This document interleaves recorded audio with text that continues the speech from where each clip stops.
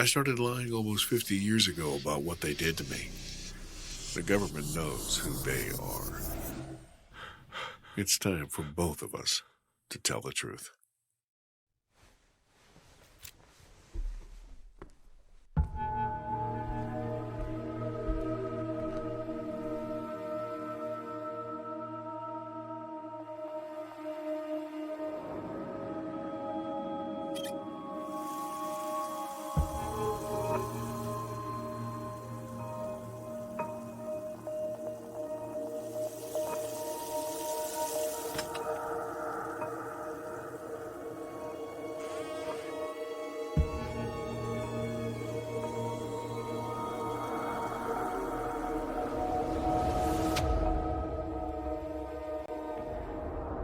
I understood it was a UFO. It's rotating and it's moving closer.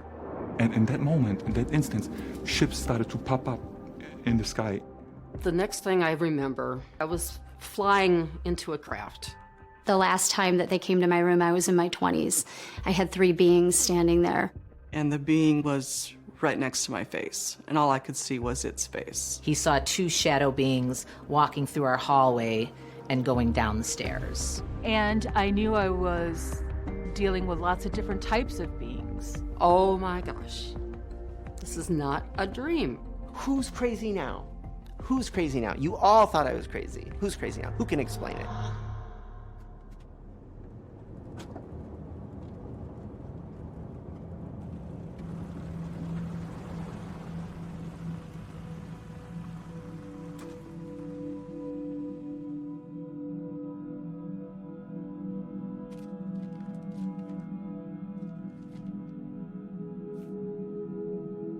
Well, this is where it all began.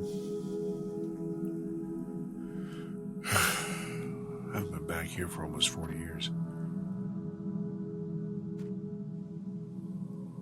I'll tell you, if this house could talk.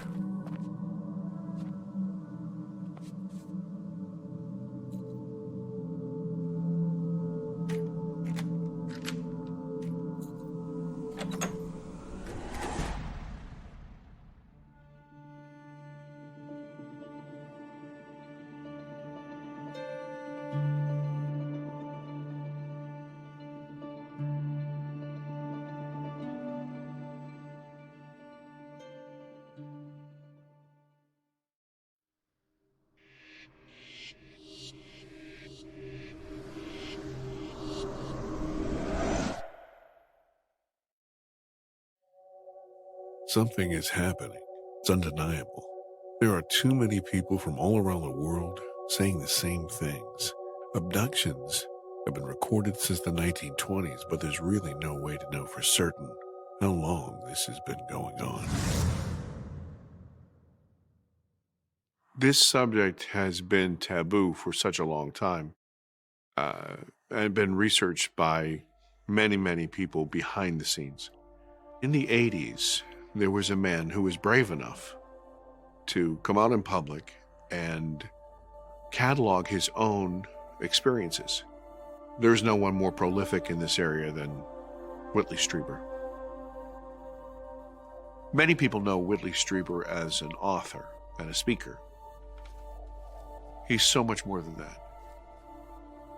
He is a true philosopher and thought leader in this field. What is actually there and what you're seeing may be 2 entirely different things. The result of this has been that we build what amount to kind of folklores, and I don't mean things that are dreamed up. Folklore comes not from imagination and dreams only. It also comes from perceptions that we can't understand. Fairy lore of Northern Europe is a perfect example of this. This lore in the 17th, 18th, and early 19th centuries was very ominous and frightening. And if you went with them, you might not come back. That was the way that world saw this. It had no idea of galaxies, no idea of the actual immensity of just the physical universe, and certainly no concept that there could be very real parallel universes that might be capable of interacting with this. Now comes the 1940s. We are aware of outer space. We've thought about aliens, and suddenly they show up. And what do we think now? The fairy folk of the 19th and 18th centuries become the visitors and the aliens of the 20th century. I am here to discuss the so-called flying saucers. The Air Force interest in this problem has been due to our feeling of an obligation to identify and analyze to the best of our ability anything in the air that may have the possibility of threat or menace to the United States. The U.S. government has been studying UFOs for a very long time. As scientific advisor to the U.S. Air Force under Project Sign and Blue Book, Professor Joseph Allen Hynek applied the same discipline that he used to achieve his astrophysics PhD to the study of this phenomena. The panel had deliberately moved to debunk the whole subject and not to give it the serious scientific attention which it deserved. Later, he would develop the classification system that has been adopted worldwide to scientifically examine each aspect of these encounters. Close encounters of the first kind involve a visual sighting of a UFO. Close encounters of the second kind leave physical trace evidence of the experience, a burn mark from the craft, material left behind after the craft departed, radioactivity, or even an unusual discomfort experienced by an individual in the form of a physiological effect. Close encounters of the third kind center on the sighting of actual entities associated with a UFO. These entities usually seem ignorant of the human beings watching their activities. On those occasions where the UFO occupants do take notice of their human observers, that leads us to consider close encounters of the fourth kind, which contain any interaction between humans and entities associated with a UFO sighting. These include actual abductions of human beings. Just like most people, I had no idea that this subject was being taken so seriously by some of the most powerful people in the world. Lawmakers from both political parties say it is time to determine whether the objects pose a threat to the U.S. There's stuff flying in our airspace. We don't know what it is. We need to find out. That's my position on it.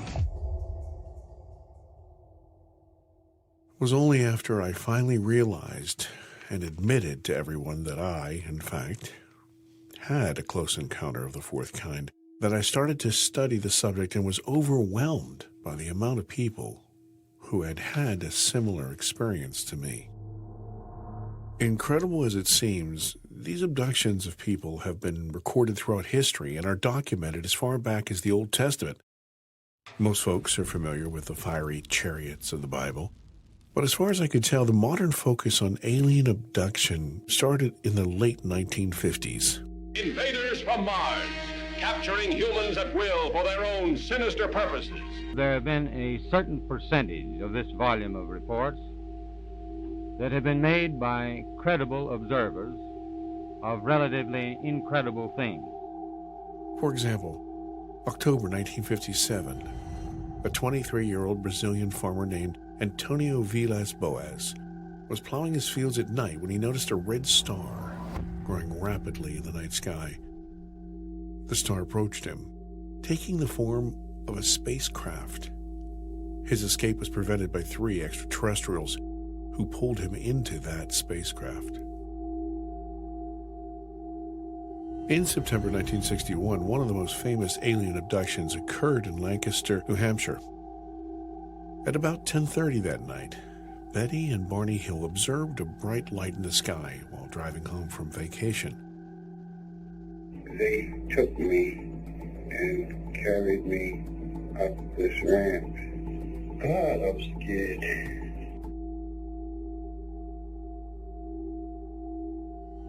In October 1973, 2 fishermen, Charlie Hickson and Calvin Parker, reported to local law enforcement of being abducted by robot-like aliens while night fishing on the Pascagoula River in Mississippi.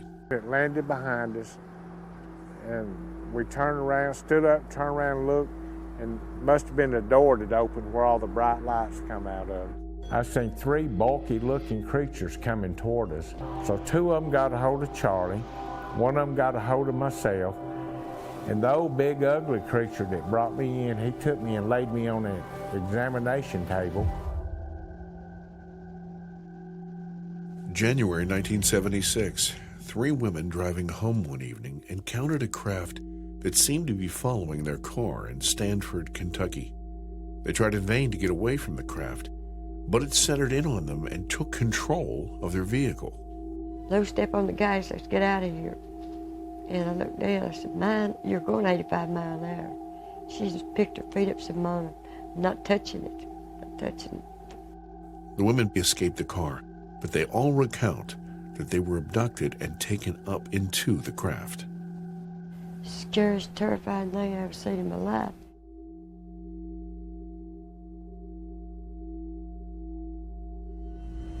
Terry Lovelace was on a camping trip with a friend in Devil's Den State Park when both of them looked up and noticed some unusual bright lights in the sky. The lights formed into a craft and hovered 30 feet over them. They were taken too. I don't think these things really intended to hurt us. They took us inside of this craft, incredibly brightly lit. And I think that's why I came out of this with a severe sunburn. It had burns everywhere. Afterward, we calculated that we had been out probably about 4 hours. There are a lot of crazy things out there. This list is almost endless. It goes on and on. It gave me some comfort to know that I was not alone.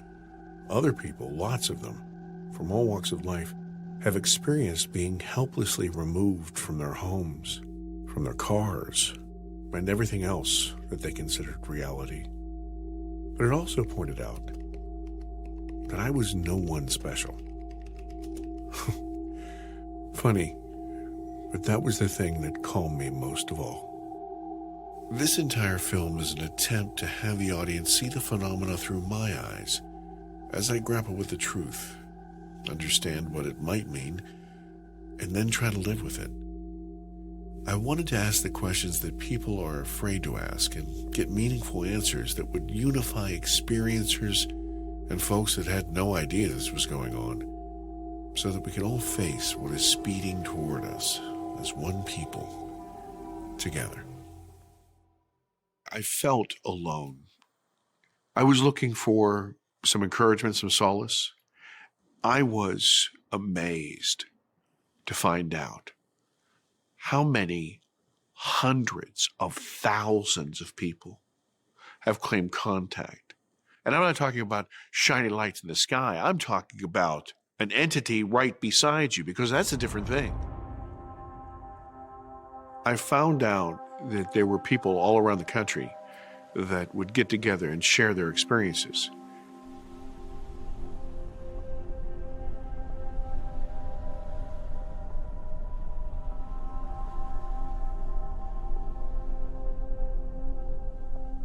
When I got to Big Arb, I was blown away by how beautiful it was, but more so how beautiful those people were and how giving and honest they were. Each one of them had had a different type of experience. They were all otherworldly. They were strange. They were different. They were different than mine. I kind of thought that everything would be the same, but the truth is they came in every different shape and size. I'm Kimberly Marie, and I am a lifelong experiencer. I'm an intuitive empath. I'm a yogi of 30 years, and I'm a mother. I have 2 daughters, and I'm a spiritual seeker. The earliest experience that I remember, I was in grade school. I had this feeling that I was being watched. I would get up in the middle of the night and I would look out at the woods, and I had a very acute awareness that there was something in those woods that was watching me. I also had experiences having beings in my room There would be one being, and it would be just sitting there quietly watching me. I would feel impressions on my bed as if somebody was coming to sit on the end of my bed or next to me. I felt the presence of somebody sitting in my car or walking behind me. I could feel their breath. I was having experiences that were unexplainable. They don't just come to everyone. My name is Artur Domovic. I'm a recording artist. I'm a sculptor who loves to integrate the knowledge of the ages, the knowledge of Atlantis into his artwork. I'm an experiencer, a family man, and I channel a little bit from time to time in English, Polish, and in German. When my grandfather passed, my dad was in his bed, and at that night, he just woke up and saw him standing at the edge of the bed. And he wanted to wake up my mom, but he couldn't move. He couldn't say a word. He was frozen. And my grandpa just looked at him and basically said bye, in a sense, right? My grandpa is my best friend. And we had this very special bond, strong relationship. And I was like thinking, I want to see him. You know, I'm ready. I want to see you. That night, I walked down this hallway, and all of a sudden, as I turned to the right, this big light turns on in the living room.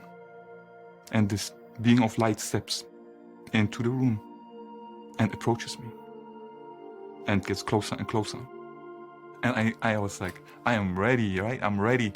And when it was happening, I fell on my ass and I crawled backwards. Because of that fear, the great fear that has been growing in me, at that time I shut off. And that's how the strangeness began.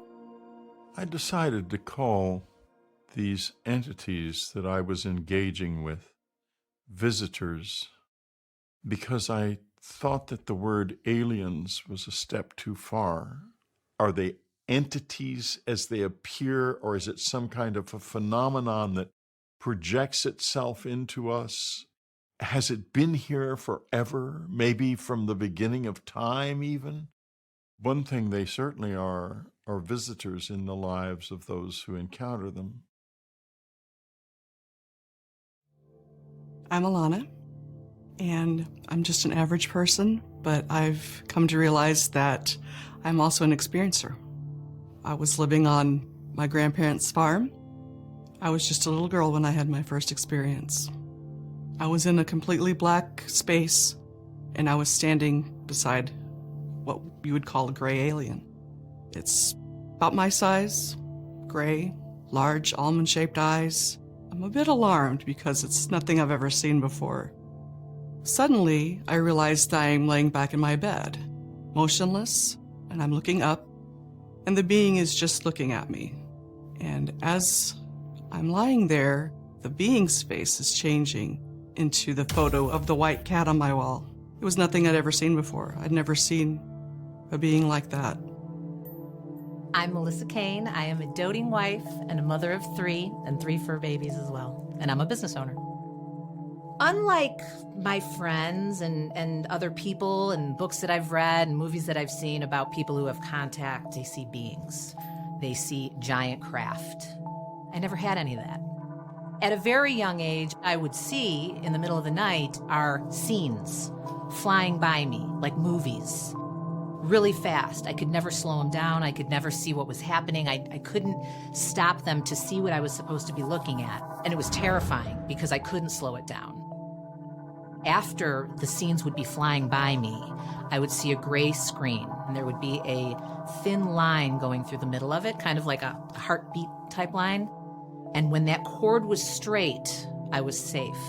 But when that cord kind of crunched together and would wave up and down, that's when I felt like I was losing my breath and I was gonna die. These kind of faded away when I was kind of reaching middle school, but it did for many, many years make me afraid to go to sleep at night. Screen memories in the contact experience have 2 purposes. One is to shield the individual from a memory that they can't bear. 2 is it's a test. Are you going to break through the screen memory? Can you bear it after all? So the screen memory has 2 purposes. It is to let you off the hook if your soul does not want to engage in contact, and it is there to be broken down if you do want to make that step. I'm Stacy McArdle, and I'm from Illinois. And I'm an experiencer and a seeker, and I'm just full of wonderment. From a very young age, I just had a knowing that I came from another place. I had been telepathically communicating with beings from other planets ever since I could remember. I had memories of being in a room getting ready to be born before I came to this planet, before I was in my mom's stomach. I was in this nondescript room with everything from human spirits to elementals to ETs. We were called to this gentleman that was manning a door. And we all lined up, and he opened the door, and all the sunlight flooded in, and we were on top of a mountain. There were 2 rivers with a strip of land in between. Jumping into that river meant you were going to be born soon. I was immersed in the water, and it was crystal clear, and there were colored fish, and all the plant life was very vibrantly colored, and all of a sudden, this human-sized fish shows up next to me, and he's telepathically communicating with me. He was telling me what to expect and what was going to happen. I knew I was going to go to another planet. I knew who my mother was going to be. And then all of a sudden, I was born. Over the years, more puzzle pieces from that memory come together and solidify it. So I always knew that I came from another planet. I'm Jan Yonder. I'm a designer by trade, and I'm also an experiencer. My first experience that I remember, I was 7 years old, and we were on a flight to the Philippines. The sun was coming up, and I was just glued to the window. When my gaze shifted up, like, to the horizon, boom, out of thin air is a classic UFO, like a saucer. It was as if the whole thing was made out of metal that was highly reflective. I could tell that it had a slight rotation. Shortly thereafter, it just zipped. It just instantaneous acceleration, but just so fast. It lit a fire in me that continued through elementary school. Most people hadn't had a UFO experience, and so I was kind of alone in that. I believed it, and I knew it was true, but my dad showed me the Condon report, and when they concluded that there was nothing to it, I knew with everything in me that that report was wrong. Right around when I had the UFO experience, I had gone to bed. At some point, I woke up in the middle of the night, and when I looked at the corner, my room was illuminated. I tilt out of bed, and there he is, the popcorn man. And he is on a bicycle. There's this giant popcorn. It's like 2 big popcorn containers hanging off the front wheel. And everything is covered in this thin, vertical yellow and red stripes. He had a straw hat, and on it was a ribbon. He had a tie, a vest, 3-piece suit. And his skin was white like a clown. Curly black hair. He had weird blue eyes. The hole where your eyeball would be was this glowing baby blue light. He was very, very skinny. I guessed he was like 7.5 feet tall. And I am completely stunned. I freeze. And I'm like, this, what? No. And eventually, his head started to turn. He started to turn. I knew he was coming in my direction. The last thing I remember of the experience is when he made eye contact with me. And then it was gone. It was game over. And I don't even know what happened. That was the end of the memory. In order to think clearly about what we are seeing, the place we have to go is to the brain itself. It organizes these perceptions into forms that the mind can then evaluate. But if you have no way at all from your past of relating it to anything, you're going to build it out of your imagination. And even though it's there, what is actually there and what you're seeing may be 2 entirely different things, and you can't tell. My name is Ruth, and I'm from Wisconsin, West Central to be more specific. Live in a rural area. My first experience, I remember seeing stars, beautiful stars in the ceiling. The stars made me feel full of wonder, I guess. I started to realize that it wasn't what it was appearing to be, that I started to become more afraid. I remember floating up above my bed, up above the house. I was kind of flying, and I knew that I was going someplace. I couldn't see the craft. I believe it must have been cloaked, but I knew it was above me, and I knew I was going into it. I must have gotten some communication because I knew what I was supposed to do. I mean, when I went from the waiting room to the exam table, I knew I was supposed to do this. Either I thought it or I actually said the words, "Ruth, this is not a dream, this is real." Then I was back in my bed, and it was all done.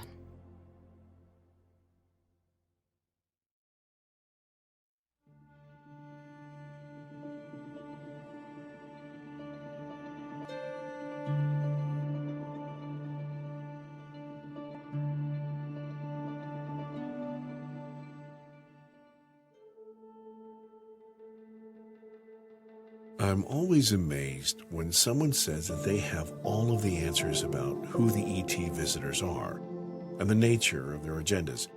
I wonder, how can that possibly be? Take, for example, Earthlings' quest to land on Mars. Just suppose the crew was made up of someone from Africa, China, Germany, and Scandinavia. If there were Martians and they came out to greet these visitors, could they identify the true extraterrestrial? Because of these visitors' genetics and evolution, they all look drastically different. In addition to that, they might all have different agendas. Scientific advancement, military conquest, industrial development, or peaceful exploration. And all of that in one spaceship from one planet. If we accept that life is prolific in the universe and that we're being visited, there is no way to know everything about every one of them. They all cannot be evil, child-eating monsters. And by the same token, they cannot all be ultra-spiritual, benevolent beings. I mean, hell, look at us. We've got a lot of work to do on our altruism, and we're traveling to other planets. To the Martians in our little fable, we're the aliens.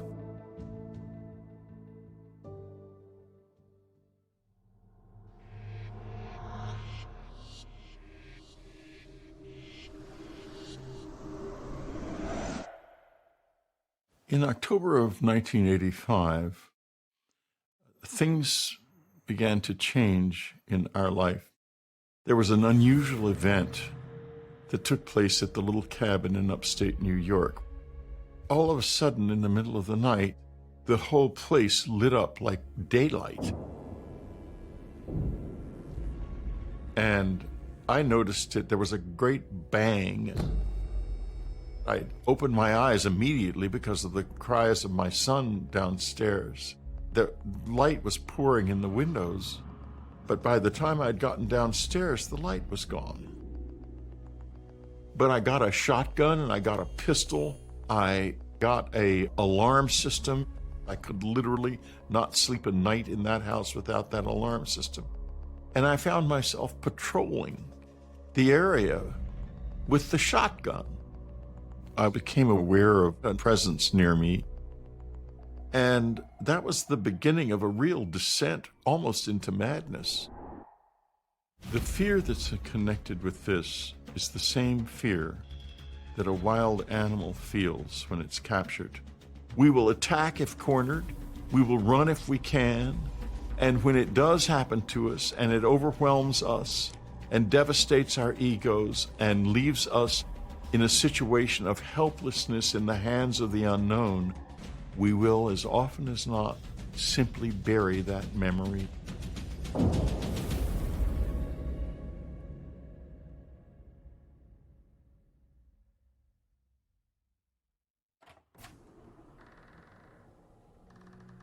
It's taken me a long time to be able to talk about this because it's been so bizarre and strange and unbelievable.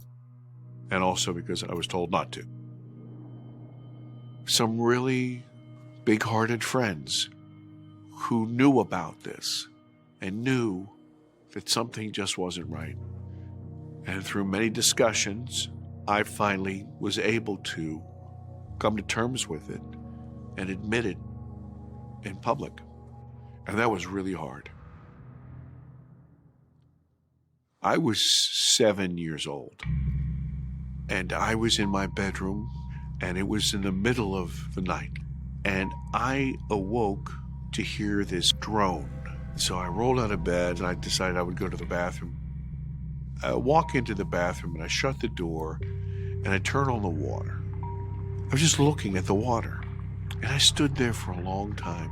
Then I turned off the water, and I moved to my right, and I opened up the bathroom door. And when I did, I was face to face with, to what my mind said, was Ultraman. Ultraman was this character in Japanese television, and he was a silver guy with these huge eyes. To my 7-year-old mind, I was looking at that character. But we got very, very close. So I was eye to eye with him. He was no bigger than I was. And as he drew closer to me, I could feel myself being pulled, and I got afraid. I was terrified. And just then there was this huge flash of light, and there was this speeding kaleidoscope of lights, and I felt cold, but I didn't know where I was and what was going on. It felt like I was traveling, but I was unsure. But then I was standing again in that small hallway with this entity, but now this entity's back was in the bathroom, and my back was facing the hardwood stairs that were behind me. I can see him raise his right hand. There is a brilliant flash of light, and I felt the impact on my shoulder, and I fell. And I landed at the bottom of these stairs, and I heard my father scream, "What the hell is that?" And my mother came out, and they came to see their son sprawled. And I am saying, Ultraman is in my room. He's upstairs. I'm screaming.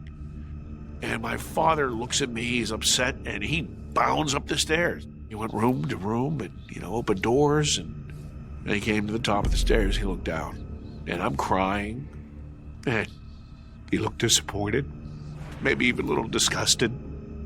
My father kind of gives my mother a look like, don't make a baby out of this kid. Walked me upstairs, and they did what parents do, you look under the bed, see, there's nothing there. My mom gives me a kiss on my forehead, tells me everything is going to be okay. A day later, my mom is telling me that it's time for a bath. So she took my t-shirt off and she said, honey, what's this? Kind of like looking around to make sure my dad wasn't around. Well, I told you, Mom, that, Ultraman was in my bedroom. A couple of days later, my father was taking me to the doctor. And as we're pulling in, he said to me, "Hey, listen, I don't want to hear any of this Ultraman bullshit. You keep that to yourself." The doctor gave me an exam, asked me about my shoulder. Man, I saw my father. He was glaring at me. So I said, I don't know. Just not playing. And as I was walking out in the hall, I still remember him talking to my father in hushed tones, saying something about some sort of a scar brought on by intense heat. So I never thought about it again. And my father said to me, just keep that to yourself. Don't say anything. I don't want you scaring your sisters. That's the way it started. I was angry, and I was afraid. And so I lied. And I lied so many times, I lied to myself. I've come to terms with the event. If you look at it, it's very distinct, and there is a shape to it. There's physical evidence that everything I say is real and happened. And no one can take that away from me. Marks on the body go back a long time. In the Middle Ages, if you were found to have an unusual mark on your body, that might be considered a witch's mark and you might end up being burned up. Many contact witnesses have marks on their bodies. I have one on my body, in fact. We're in contact with something that wants them there. But what are they? What are they there for? What are they in our lives? A mark has a specific meaning to whoever made it, and probably a meaning that is communicated to others that tells them something about who you are and who you are working with or belong to. Even it could be that these other entities that so many of us regard as aliens are actually members of our families. One of the things that they mean that's very important is it's a message that we are not only here around you, we are in you too. This is not communication, it's communion.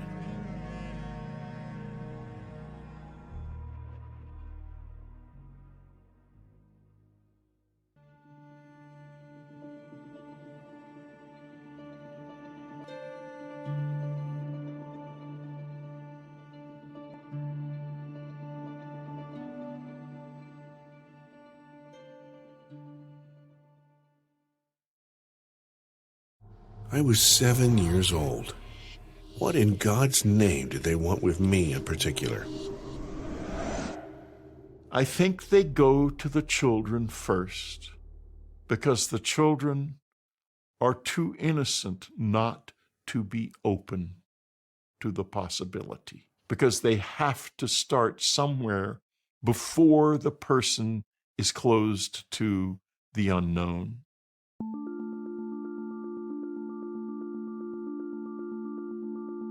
You're probably not going to like this section because it has a lot to do with kids. And nobody likes when their children are subjected to things that parents haven't signed off on, let alone understand. When someone interferes with our children, it scares us. They're the future. They're our DNA. They're ours. Those facts have not stopped this phenomenon from interacting with kids. A lot of people are aware of the 1994 incident in Zimbabwe, when grade school through middle school children saw a craft land just beyond their playground. They all rushed out there, saw a being, and received telepathic messages. You may be surprised to discover that this is not an isolated incident. 1989. Ronis, Soviet Union. 1978, Glasgow, Scotland. 1977, Wales, UK. 1977, Aberdeen, Scotland. It's the same basic scenario over and over again. Young children at recess, walking to or from school, a bright light, a silver disc, images, a being. 1967, Isle of Wight, UK. 1967, Crestview, Florida. 1966, Melbourne, Australia. 1952, Glasgow, Scotland. A different school this time. And the conclusive proof that our ET visitors believe that real men wear kilts. The earliest record of a school sighting was 1948, Greenock, Scotland. The places, names, and times of day change, but the communication is always the same. The puzzling thing is that the messages conveyed are given to children that would have absolutely no frame of reference to receive them. The Earth is precious. You're hurting your planet. Cherish your home. People are precious. You're hurting each other. Cherish one another. We are all one. As you realize from the dates of these events, climate change wasn't really on the tip of everyone's tongue at the time. It's as if ET were seeding the children to be aware of our universal connectiveness. We are where we live and what we consume. and they were preparing them to engage this problem when they reached adulthood. Is it still happening? If it is, it remains very secret. This planet of ours is changing now very rapidly, and not in ways that are going to be conducive to the continued safety of anything on it, including us. And it may be that the experience is changing with the planet. And if that's the case, there might not be any reason anymore to educate children in the way they were being educated back in the 50s and 60s and probably the 70s. After I finally came to terms with what had happened to me as a 7-year-old boy, I really started to analyze the details. I didn't want to miss anything. There was a part of this memory that was totally blank for me, and that bothered me. There was this huge flash of light, and then I remember coming back and out of the light, and I was standing opposite. I didn't know what happened. And that piece, that missing piece, it gnawed at me. It was like, it was this itch in the back of my mind, like, what happened? And I had to know. I just had to know. And I found in that group of people direction, and they directed me to a woman named Deb Shakti. She had over 40 years' experience as a quantum hypnotherapist, and her practice was globally renowned. Deb's entire approach was positive, and she considered it her life's purpose to help others awaken, heal, and grow. Part of her practice was being a lifelong yoga, meditation, and martial arts and fitness teacher, as well as a respected open channel of a highly advanced ET group known as the Teachers. Frankly, I didn't know what to make of that last part, but who was I to talk? At 7 years old, I had been visited by a small silver man that looked like he stepped out of a sci-fi TV show. What I can tell you is that when I first spoke to her, there was just this something about her, a genuine kindness that I resonated with, and her calm assurance that she could help me not only reclaim my memories, but that with her guidance, I could also find peace with the events of that night.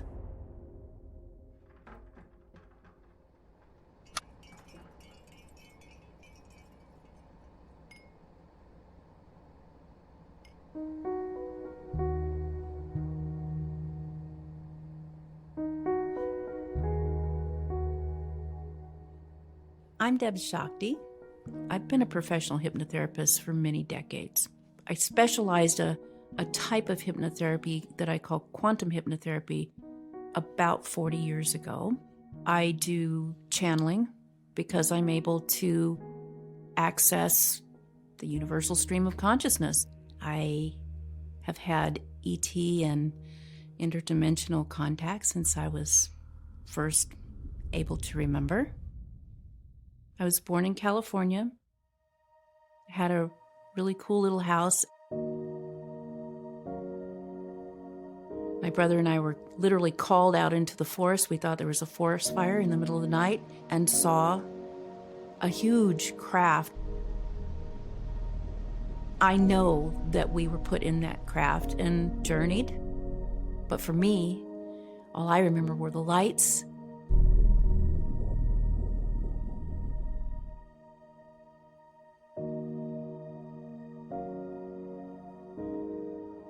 The next day, going out in secret, because we weren't supposed to have left the house at night, going back out in the forest, in the place where we saw it, there was a burnt circle on the ground, and it was very hot there.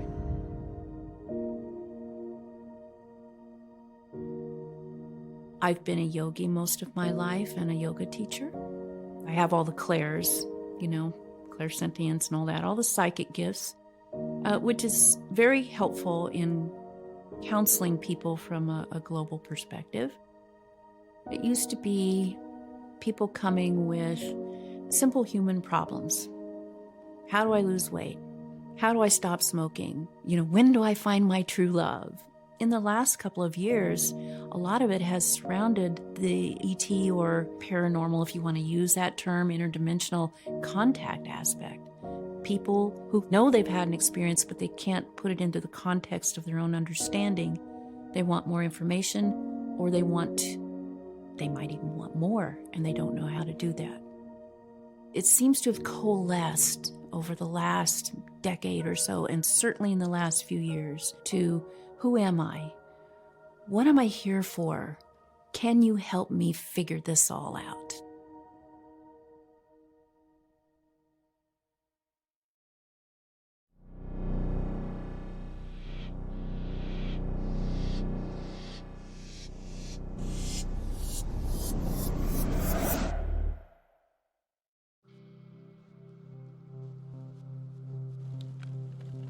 So I often wonder, why me? Why am I having these experiences? Why aren't people believing me? I'm perfectly sound. It's just a natural thing that a lot of people don't accept. My family's telling me I'm crazy.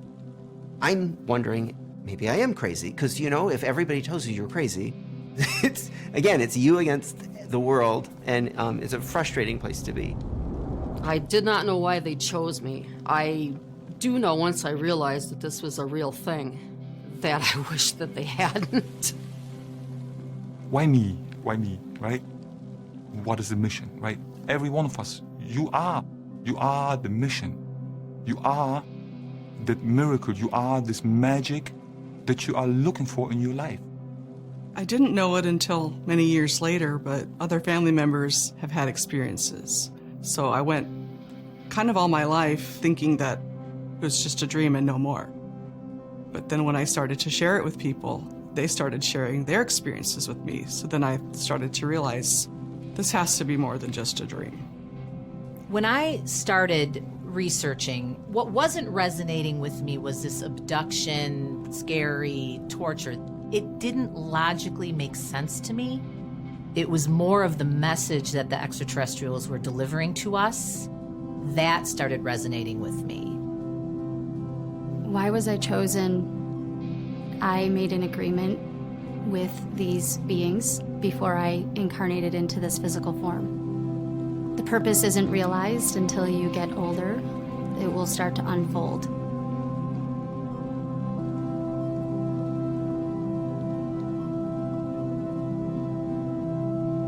What I'm talking about here is a series of choices. Early on, I was chosen perhaps at random to do something that cracked the cosmic egg. I went through a long experience of noticing this presence in my childhood, and I made another choice to engage with it. So I think it's a combination of probably chance, their interest in an individual, and choice. I wondered all my life, even while I was lying. I meant, why me? I mean, I'm an average guy. I was an average kid. It bothered me. Was I being blamed for something or blessed? When I talked to Debs, I told her that I desperately wanted to find out these answers because the bottom line is that she promised me peace. And I really needed peace. I'm confident that you're going to get the answers that you came here for, and that you'll be able to put your life in a different context after today, in a more positive light. This process, as you know, has you go in as an observer. And when you are able to see and perceive and experience from that place, it's a completely different story. This tone will activate your heart a little bit, and I think you'll feel good with it. So remember, you just breathing as you're chanting the mantra. You breathe at your own pace and chant at your own pace. It'll be a wave between us, all right? So we'll begin.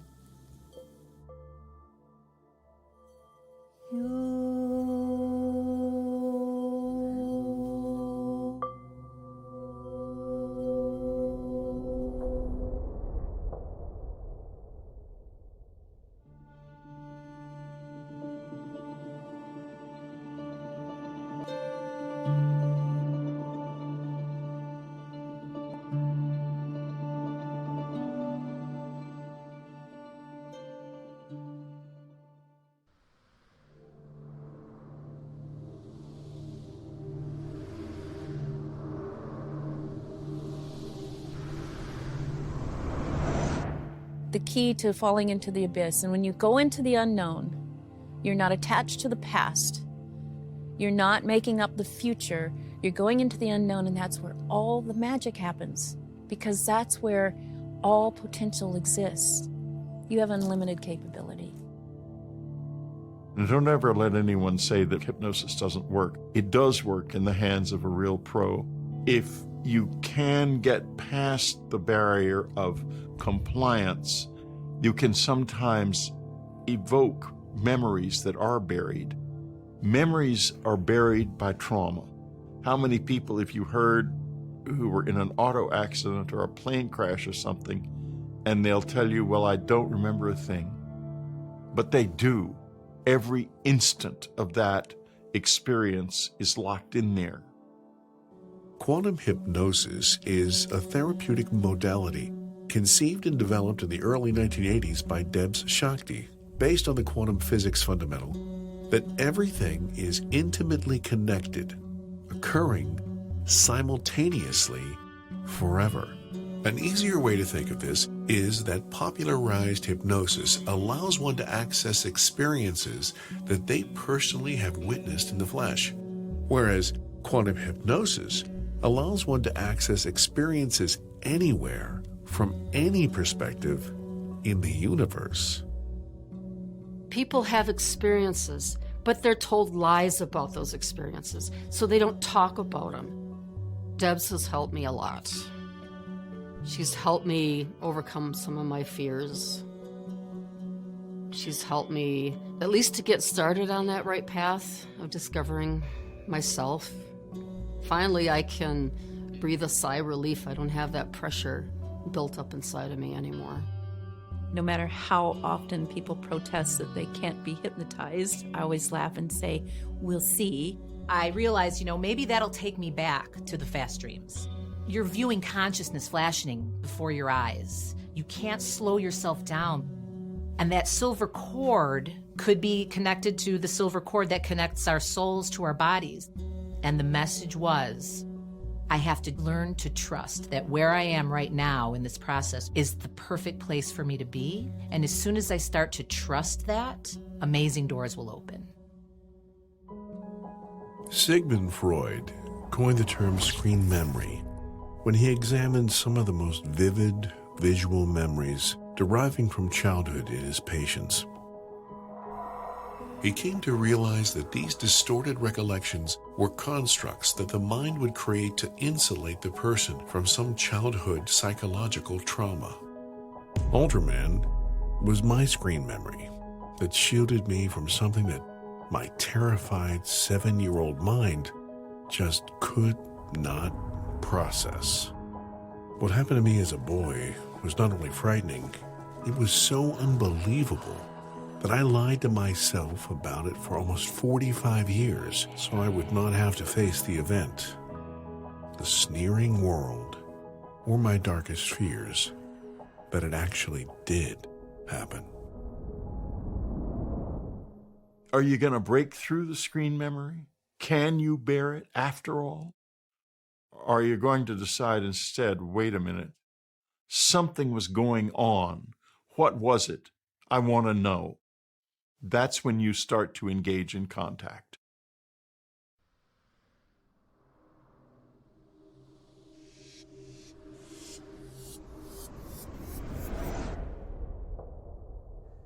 When I started this hypnosis, I have to tell you, I was afraid. I was nervous about what I'd say. I was nervous about how it would be handled. I trusted Debs enough to go under. Let the body just rest there. So be open and allow everything to flow. I wanted to be gentle with him because he was a person who had a lot of fear and was already very vulnerable. What I'd like for you to do now is to take yourself, if you like, to the place where you were that 7-year-old John. You're in the bathroom. You're standing in front of the sink. Can you go there now for me, please? I can hear the water. I see the light underneath the door. Turn the water off. I don't want to go out yet. Describe what happens as you go.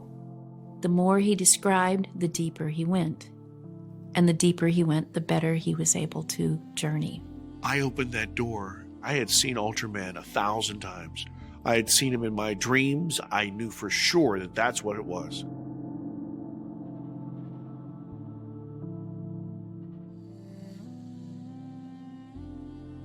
And there were times where it got very emotional.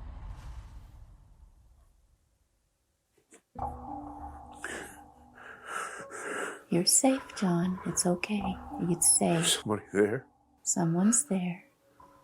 Remember, objective observation, report to me. There's a man there. There's a man there. And he looks like an ant. And this dark, ant-like creature, he came at me. And I fought for my life. But he doesn't have antenna like a normal ant. He has like antlers. And he has them on top of his head, and he has them out of the sides of his cheeks. And it was fascinating, but it was so hard because he was absolutely uncomfortable. That must look really different from anything you've ever seen before. He's trying to use those antlers on me. How so? He's pushing things out of his antlers like energy or thoughts or something. He's trying to push me out, so I'll go. And I'm not going. Oh. No. I recognized him. And I thought, oh, I know what you're here for. You're going to take me. He doesn't care about me. He doesn't care. He's not an empathic being like you are. He's different. Not. He's not. He was so brave because everything there was terrifying to him. Oh, this has happened before. And now I know that I have no choice. Everything came back to me. I remembered previous occasions when he had come for me, and I had fought him then. Where does he want you to go, John? I'm moving towards him, and I can feel the temperature change in the hallway. There was a flash, and then we were gone. It felt like heat that came up from the floor, and it just like kind of pushed me back like this. He just tapped into different scenes of his experience, and it disturbed him greatly. And the next thing I know, I'm in this cavern. And I knew I'd been here before. Let's move forward to where you go then. Go there now. This place is immense. Huge. It's huge. I mean, I could scream and it would echo. You're in a huge place. Bring it into focus. There's a big opening at the top. It looks natural. It looks like it's like a cave. There are like stalactites, things hanging down from the edges of that hole. All right. And there's a very bright light up there. Oh. And it's dark. It's very dark in here. Safety and peace. What do you do here when you're here, John? I don't know where they come from, but there are these screens, these big screens. And they show you stuff very fast. I tried to move, but they had some sort of hold on me, and I would be forced to see these 3 huge screens. So you see the pictures. They're the same picture that make up a big picture. And they move from my right to my left. Are they speaking with you? They don't talk. They use the picture in your head or something. They're different, though. They're different than the ant guy. He's their bully. He doesn't care. They're indifferent. Don't care. Don't care. They just have a job to do. When you were telling me that story before, you said there were lots of lights, like a carousel or kaleidoscope. Is this what you were seeing? These fast-moving pictures making light? It was like I was looking out of a train, moving very fast. But the message is in between the lines, is in between them, is inside, is inside, is inside. And when we got to where it felt like it couldn't get any more information, I asked permission to talk to his higher self, to that grand wisdom that is so zoomed out from everything, it can see all of the experiences at once and bring it into kind of a more coherent explanation. But it was almost like somebody was right behind me, and I could feel their presence. It was like a force, and my mouth opened up, and I didn't know what I was saying. May I address your higher self right now? The one who knows everything? Yes? Thank you so much. And the voice that came out was a whole different John than I had ever seen before. The boy is prepared. It must be strong. There is a plan. It will occur. It will occur.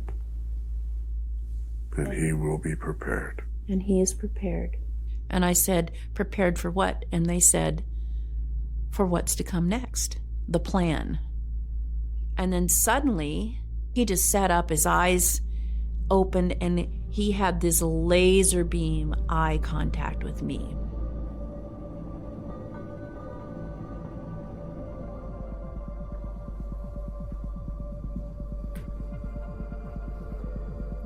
You're back. Yeah. He said, it's completed, and then started spewing forth all of this incredible wisdom. That is why they can't take me anymore. It's because it's no longer necessary. The point was to get me strong enough. It's interesting because to me now, it makes perfect sense. Oh my God, I can't tell you how clear that is to me. The pictures didn't matter. The message was actually in the smaller fragments and the lines between. The message, the information was coming through. He has a purpose. There is a plan. And he needs to get to work. There is a war for our souls, not in the conventional sense. Yeah. But service to self, service to others. He described what it's all about, kind of a preparation speech for what's to come, not just for him, but for humanity. No one will escape its touch. I know, and I know it's within my lifetime. This is what my purpose is. When I went under, everything clarified, and I experienced something very real. I was taken somewhere, and I found out that I had experienced it several times before. There's something coming, and it's going to affect every person on the planet. These encounters that I had as a child have been conditioning me. I knew that there was a conflict for the soul of man, that we are at a crossroads. And it would be so easy to destroy ourselves. It's going to be scary. It's going to be wonderful. It's going to be terrible. It's going to be all of these things. The message I got was, be ready. The world is asleep. Be ready.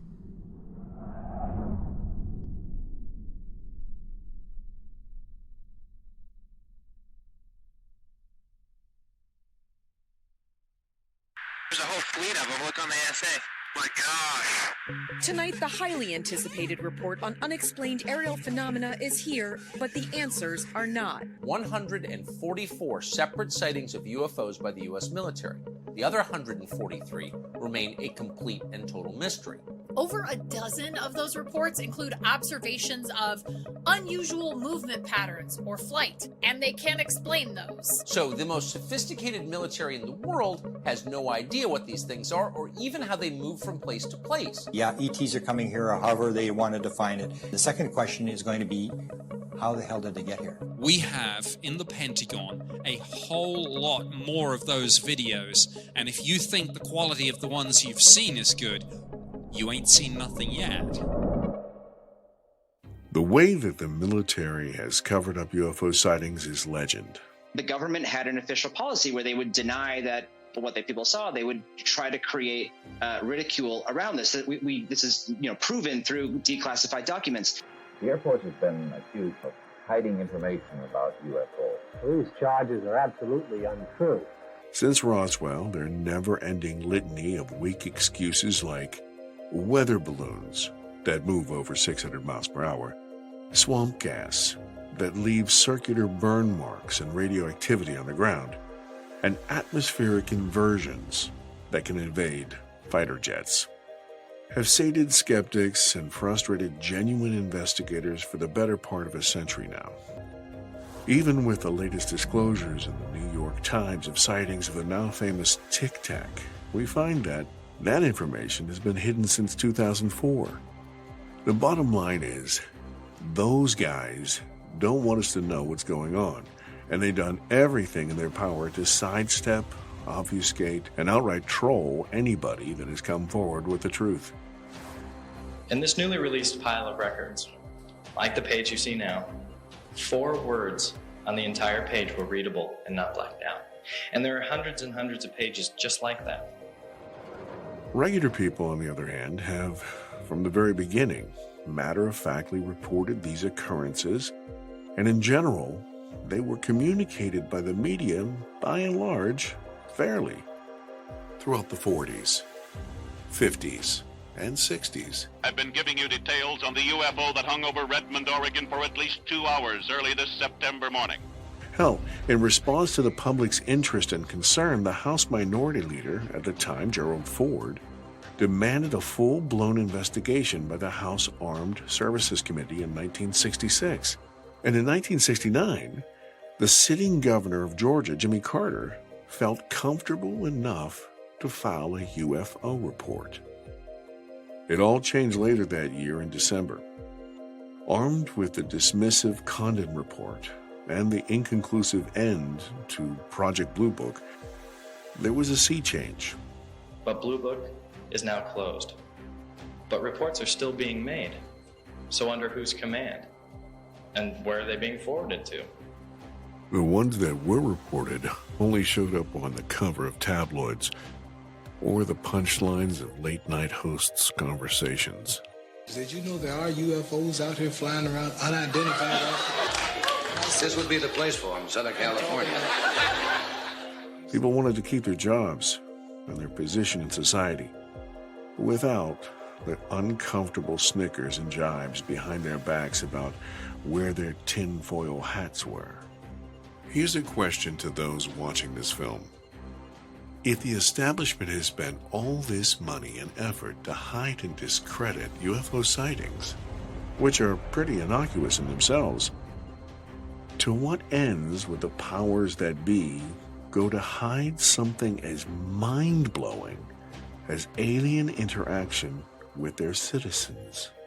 The good news is that there are more people asking questions and demanding answers now about this subject than ever before. From the believers who think the aliens are here to the hardcore skeptics who spend their whole time debunking that stuff, they think it's good that we're finally having this conversation. They're saying we need to get on board on this. It's finally time to figure it out. That's a major shift in attitude. There's a lot of pressure by the global public and the American public, for answers. Let's take this subject out of the shadows and put it where it belongs, in the spotlight.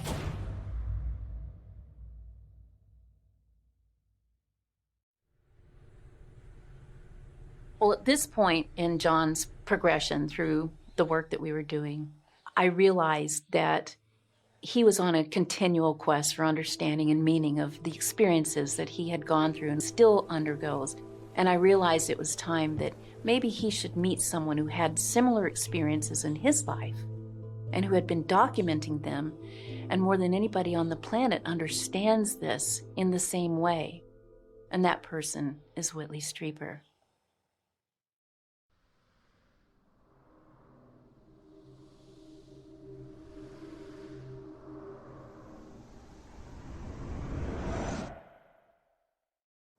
Whitley has written more on this subject than anybody else. And he has a way of sharing first person his reactions, and also just being completely raw, truthful with the facts.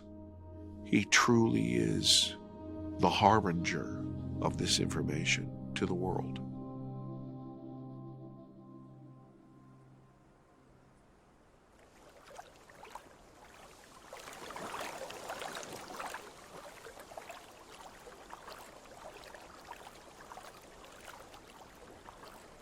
I've never thought of myself as being on a mission.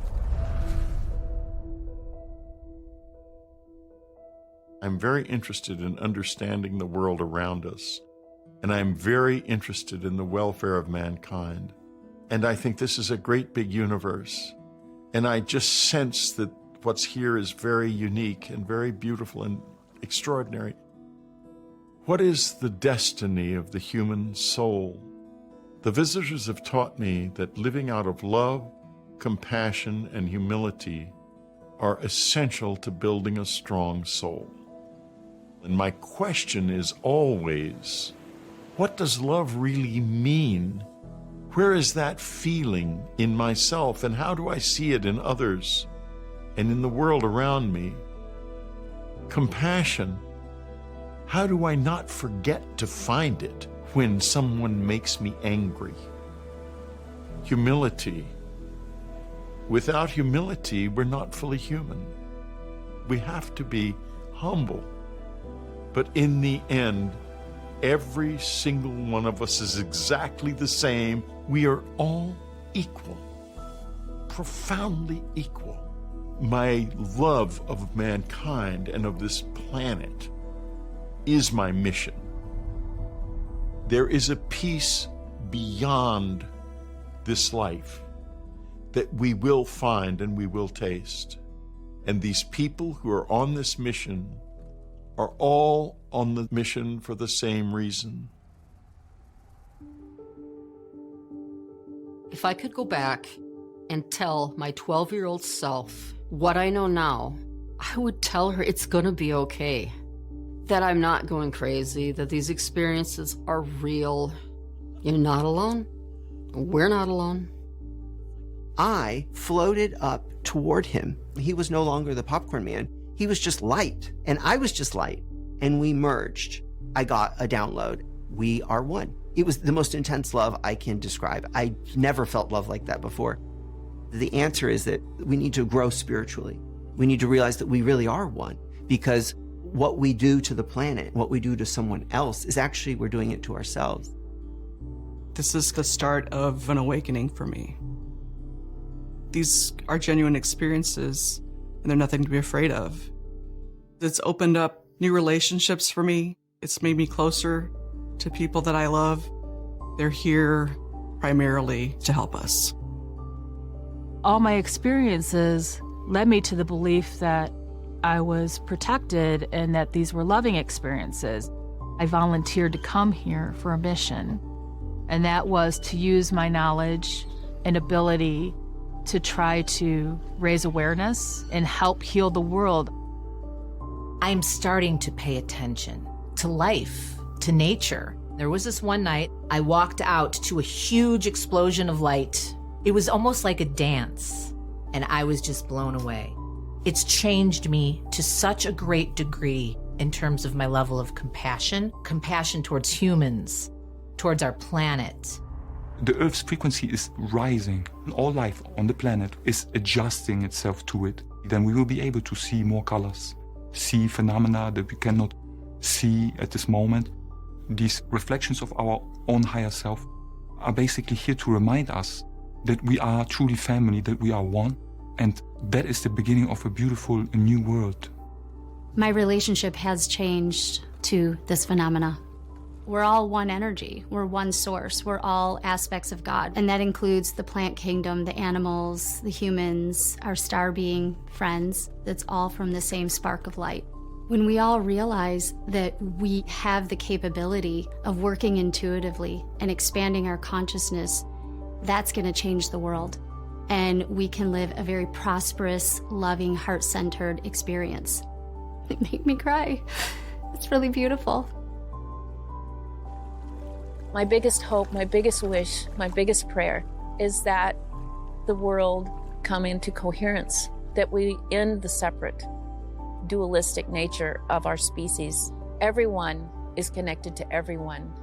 When we can see things from that global, zoomed out view that our star friends see us, there's no denying what we have to do. We have to become peaceful, harmonious. We need to learn to work together.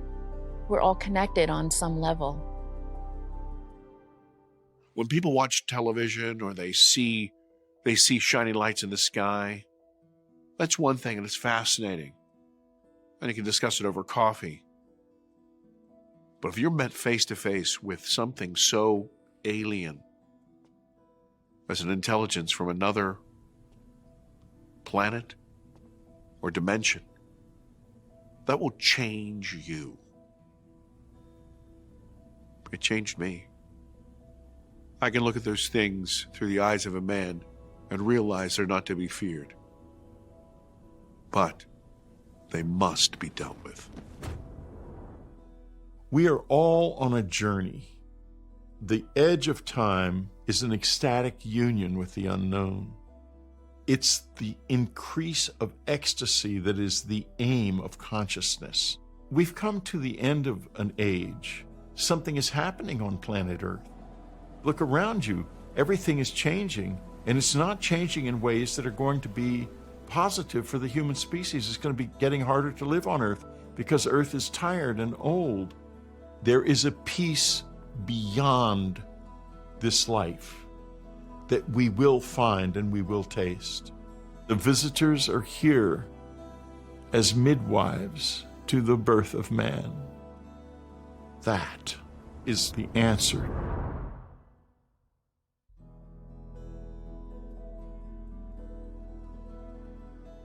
Well, John, I think you are ready to go through a new door. I'm going to open that door, and you are going out. I'm at peace with the information, but I am still struggling with integrating that information. That bright, shiny lights in the sky can make you think about who you are as a person.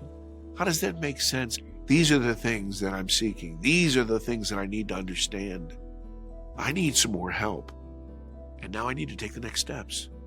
So I'm hoping I'll be guided to the next person who can give me some direction and help me finally, at long last, move forward.